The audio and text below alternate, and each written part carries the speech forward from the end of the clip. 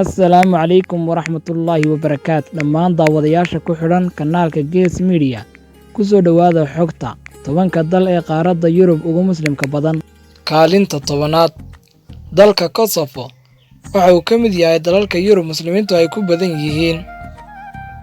Kaalinta sagaalaad, dalka Bosnia waxa uu ka mid yahay wadamada ugu muslimiinta badan leh qaaradda Yurub.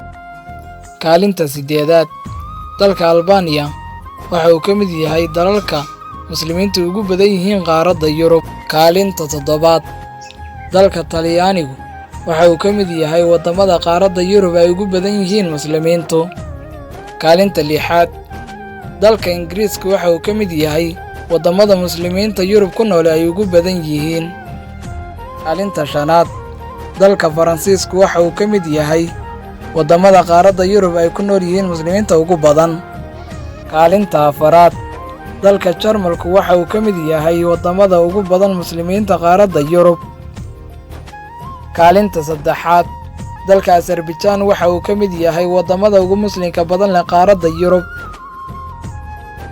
Kaalinta labaad, dalka Kazakhstan waxa uu ka mid yahay wadamada ugu muslimiinta badan leh qaaradda Yurub. Kaalinta koowaad, dalka Turkiya waa wadanka ugu muslimiinta badan leh qaaradda Yurub gudaheega.